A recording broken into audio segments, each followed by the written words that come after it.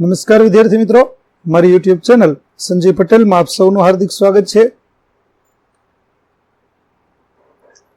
મિત્રો, આજના વિડીયોની અંદર આપણે ધોરણ 8 વિષય છે હિન્દી, જેનો પાઠ બીજો કે જે સત્ર 2 ની અંદર આવે છે, જેનું નામ છે કચ્છ કી શેર. આ પાઠના સ્વાધ્યાયના પ્રશ્નો અને તેના જવાબો વિશે શીખવાના છીએ. વિદ્યાર્થી મિત્રો, જો તમે મારી ચેનલમાં નવા હોય તો મારી ચેનલને જરૂરથી સબસ્ક્રાઇબ કરો. વિડીયો સારો લાગે તો લાઇક કરો, શેર કરો અને બેલ નોટિફિકેશન ઓન કરો, જેથી મારા આગળના નવા વિડીયો પણ આપને મળતા રહે.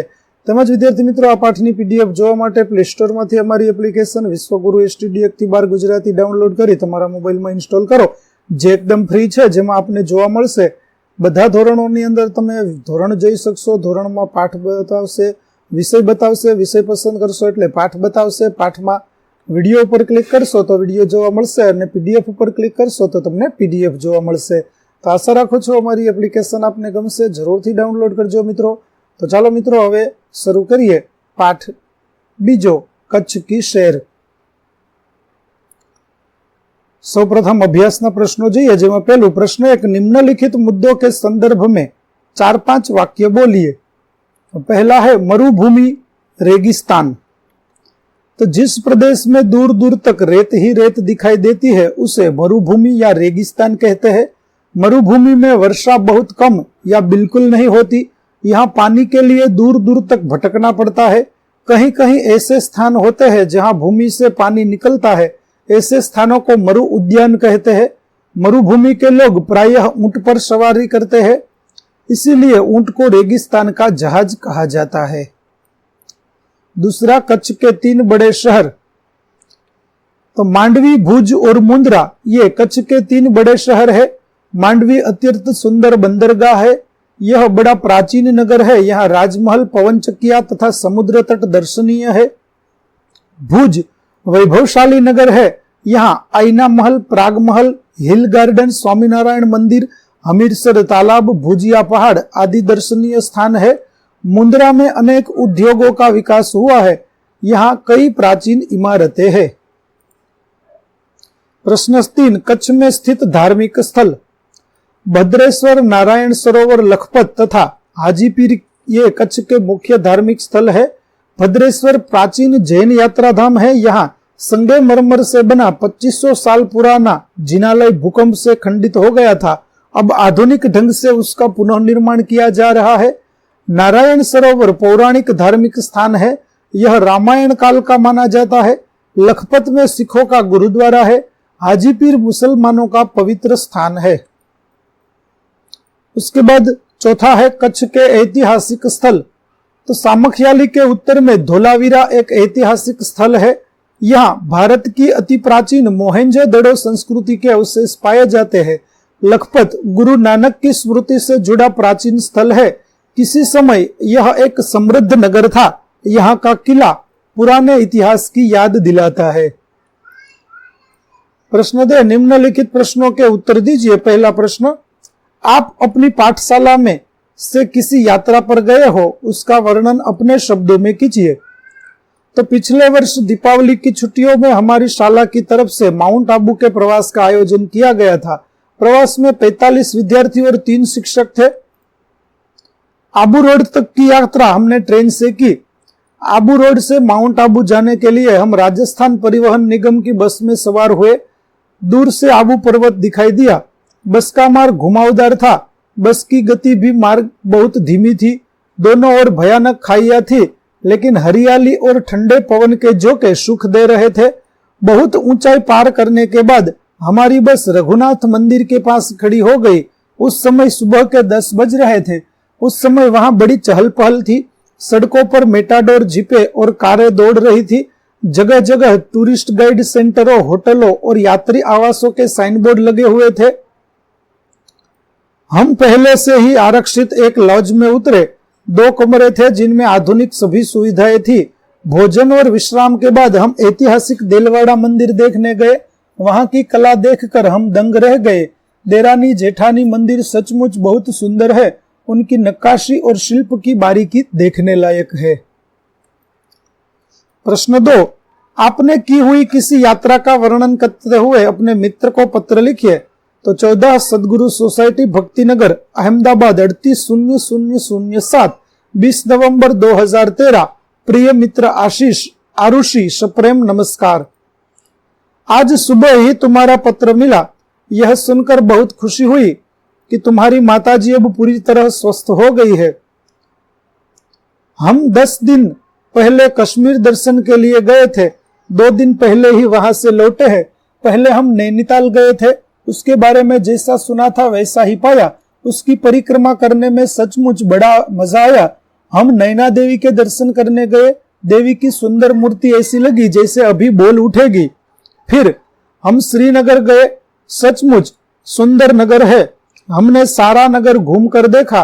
डल झील की सुंदरता हमारे मन मोह लिया। उसमें हमने शिकारे में बैठकर जल विहार का आनंद लिया। वुलर और मानसबल झीलें भी हमें बहुत अच्छी लगी, लेकिन वे डल का मुकाबला तो नहीं कर सकती।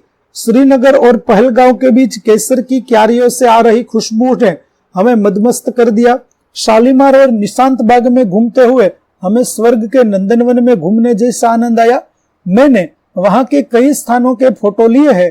कुछ फोटो तुम्हें भेज रहा हूं। शेष मिलने पर तुम्हारा मित्र आर्य। प्रश्न 3, दिए गए शब्द मिले ऐसी पहेलियों का निर्माण कीजिए। पहला है सितारा। तो उसकी पहेली, आकाश में रहता हूं, रात भर चमकता हूं, दिन में छिप जाता हूं, सूर्यास्त होने के बाद फिर निकल आता हूं, सच में चमचम चमकता हूं, रहता हूं मौन, प्यारो बच्चों बतलाओ मैं हूं कौन। दूसरा है हाथी, जिसकी पहेली होगी, गणपति जैसा मुंह है मेरा, काया खूब विशाल, सबसे बड़ा जानवर हूं मैं, मस्त है मेरी चाल। तीसरा है चिराग, जिसकी पहेली होगी, मेरे रहने पर अंधेरे की नहीं चल पाती, मेरे 2 साथी है तेल और बाती। चौथा पाठशाला, जिसका पहेली होगी, ज्ञान का मंदिर हूं, सरस्वती का घर हूं, आओगे यदि मेरे पास पाओगे विद्या का प्रकाश। तो विद्यार्थी મિત્રો, અભ્યાસના પ્રશ્નો એ પૂરા થાય છે। હવે જોઈએ સ્વાધ્યાયના પ્રશ્નો, જેમાં પહેલો પ્રશ્ન છે, दिए गए शब्द को शब्दकोश के क्रम में लिखिए। तो शब्दकोशના ક્રમમાં આ રીતે લખાશે। પહેલા આવશે અભિવાદન, અભ્યાસ, चिराग, प्रगति, महकना, विनय, शायर, संग्राम, संध्या और हमदर्द। दूसरा प्रश्न, इस पाठ में आए प्रशासकीय शब्दों की सूची बनाकर उनका वाक्य में प्रयोग कीजिए। तो पहला है अधीक्षक। तो मैं थाने में जाकर अधीक्षक से मिला। दूसरा है प्रभाग। तो फिल्म प्रभाग आज बंद था। तीसरा है वरिष्ठ। तो वे यहाँ के वरिष्ठ अभियंता है। चौथा कनिष्ठ। तो कनिष्ठ अधिकारी योग्य व्यक्ति है। जो 5वां है सचिव। तो मंत्री ने अपने सचिव को बुलाया। प्रश्न 3, नीचे दिए गए विशेषणों का वाक्य में प्रयोग कीजिए। पहला दयावान। तो राजा बहुत दयावान था। दूसरा मूल्यवान। तो समय सबसे मूल्यवान वस्तु है। तीसरा कृपालु। तो संत कृपालु होते हैं। चौथा थोड़ा सा।